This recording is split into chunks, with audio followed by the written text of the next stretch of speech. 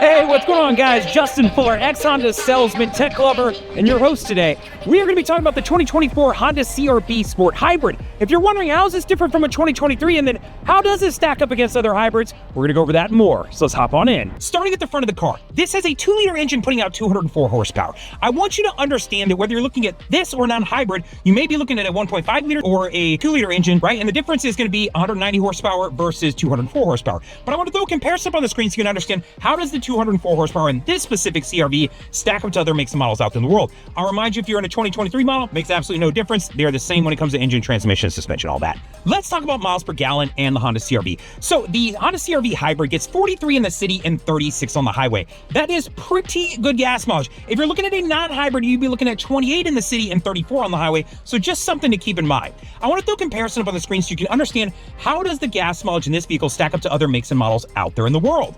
While that's up, I'll just remind you two things. One, if you're in a 2023, doesn't make much of a difference, but I will remind you that if you're in certain trim levels and if you're looking at 2-wheel drive versus all-wheel drive, that is going to affect the gas mileage. So something to keep in mind.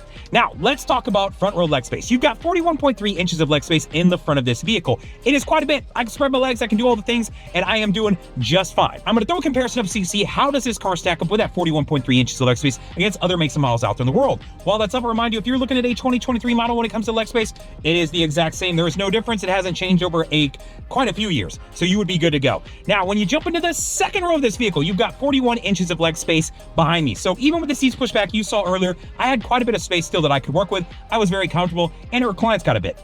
Now, I want to throw a comparison up on the screen so you can see how does this vehicle stack up to other makes and models out there in the world. While that's up, I'll remind you, if you are looking at a 2023 model, it has 40.4 inches of leg space. You're losing out on 0.6 inches of leg space if you go from 23 to 24, right? Now, when you jump into the very back of this vehicle and start talking about cargo space, if you have the seats flipped up, you've got 39.3 cubic feet of storage space in the back.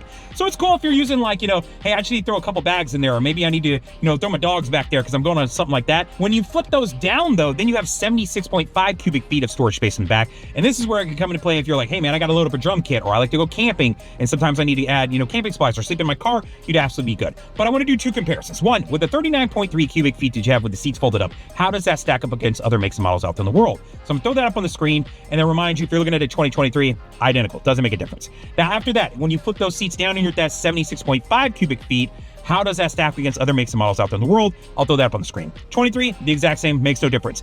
But there is that big hump now where if you drop back a couple years, you wouldn't get that. It'd be a little bit more flat. So if that's important to you, just something to keep in mind if you're shopping pre-owned, maybe you want to look back a couple years and find one that's a little bit flatter. If not, you can make it work depending on what your needs are. So let's talk about 0 to 60 times on the 2024 Honda CR-V. So in this car, you're getting from 0 to 60, that's right, throw your head back in 7.6 seconds, right? Now, if you're looking at a non-hybrid version of the vehicle, you're going to get 8.3 seconds. So, slow way down. I know, it's not a drag race here, but I just want you to understand. But I want to throw a comparison up so you can see how does this vehicle stack up to other makes and models out there in the world, right? While that's up, I'll just remind you, if you're looking at a 2023, it's not going to make a difference. They're going to be the exact same, so you'd be safe to shop either one. Now, final thoughts on this vehicle, I just want to present a couple things to you. If you're looking at a 2023's MSRP versus a 2024 MSRP, they're about $1,000 difference. The 24 is $1,000 more expensive, and for what, I really couldn't tell you because most of the things we talked about are the exact same, but understand that. But if you are looking at a 2024 versus 23, understand that Sport L trim hybrid is going to live only in the 24. So if that's something that's important to you and you end up shopping that one, know that it's not going to be available to you in the 2023. Outside of that though, if I was looking at this car, it's a great car, right? My mom drives one of these, to give you an example, right? It's not super tall, it's not super low. You can slide in and out of the car very well, right? It gets good gas mileage. This one gets great gas mileage being a hybrid.